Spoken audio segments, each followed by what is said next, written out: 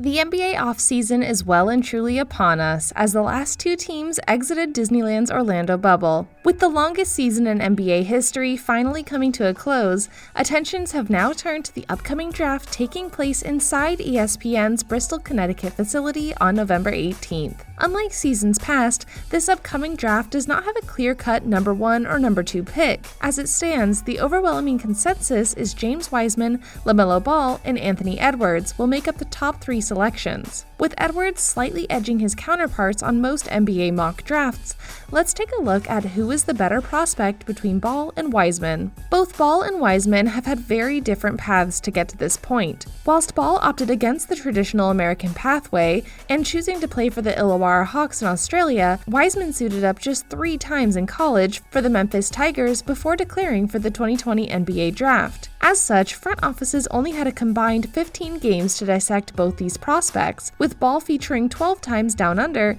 and Wiseman taking to the floor on just 3 occasions. This now becomes a complicated decision for the Minnesota Timberwolves, Golden State Warriors, and Charlotte Hornets, all of whom hold the top 3 selections. It was just 3 short seasons ago that LaMelo Ball's brother, Lonzo, was selected by the Los Angeles Lakers with the 2nd overall pick. Whilst Lonzo shined at UCLA and skyrocketed his draft stock, there are more question marks surrounding LaMelo as he enters the league. Although his overall body of work was a small sample size, Ball did enough to solidify himself as a top 3 prospect when coming into the association. Some of this has to do with the shallow draft class, but a lot has to do with his flashes of brilliance and uniqueness at the point guard position. Standing at 6'7", LaMelo has incredible size at the PG shot. Despite his size, his speed, quickness, and agility are not affected. Similar to his brother, LaMelo has great game awareness, natural instincts, creative ball handling, and the ability to run a high-functioning offense. His height allows him to capitalize against smaller guards,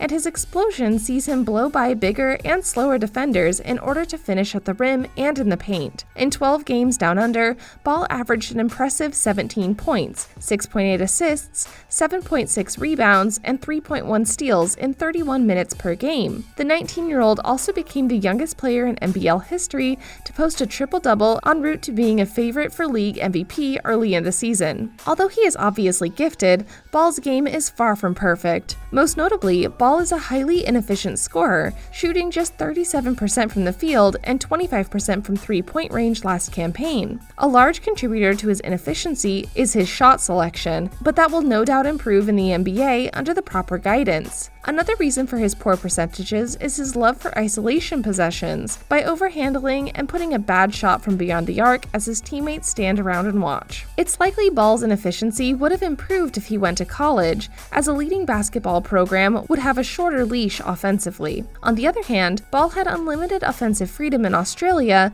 that could also help his game in the long run despite building some bad habits. An intriguing aspect surrounding Ball is what his game will look like when he grows into his frame. He's currently 20 pounds lighter than 6'3" Russell Westbrook, and despite having an impressive layup package and paint touch, his ability to showcase these skills are limited due to bigger bodies bullying him around the rim. As Ball starts to build muscle and dedicate more time in the gym, his game will significantly improve, and so will his defense. With his size and length, Ball can develop into an elite defender at the point guard position, but his application on the defensive end will be half the battle. Nevertheless, Ball is absolutely worthy of a top 3 pick given his upside. He already has a year of professional basketball under his belt, and now it's up to front offices to invest in his potential. At the end of the day, it may come down to whether or not franchises are willing to look past his scoring inefficiency and focus on his brilliant playmaking and unique skill set. James Wiseman will never need to play a single minute at collegiate level. He was already touted as the number 1 pick without suiting up for Memphis. As the number 1 high school recruit in 2019, Wiseman had been on the NBA radar for a long time now. He had an even smaller sample size than Ball, but he was extremely impressive in those appearances. Wiseman's path to the NBA will be similar to Cleveland Cavaliers' guard Darius Garland. who was selected 5th overall despite playing just 5 games for Vanderbilt in his freshman season. The difference, however, is Wiseman will be fully healthy on draft night and ready to contribute right away. Wiseman's physical makeup is intriguing for potential suitors around the league. Standing at a legitimate 7'1", weighing 240 pounds, and boasting a 7'6" wingspan, Wiseman may have the most NBA-ready body in the class. For any front office looking for a defensive anchor in the center position, Wiseman fits the criteria. With Defensive Player of the Year potential, drafting him would improve any defense immediately. At Memphis, Wiseman blocked 9 shots in 3 games, averaging 3 per game. His shot blocking doesn't tell the whole story though, as his mobility and capability to guard multiple positions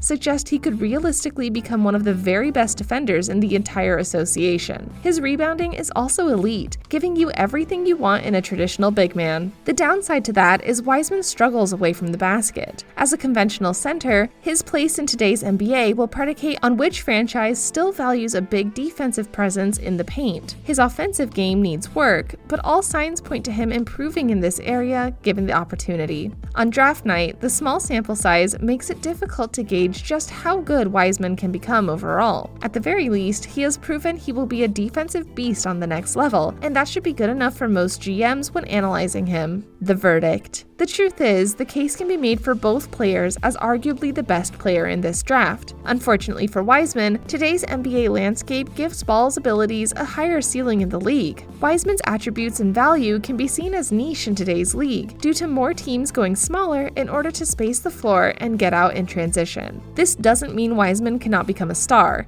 because absolutely he can, but a lot will depend on which situation he finds himself in. It's likely Ball will eventually flourish on any team that gives him the offensive reins, and because of this, the slight edge goes to LaMelo on this one. Thanks for watching, guys. If you agree with this video, give a thumbs up and let us know what you think in the comments.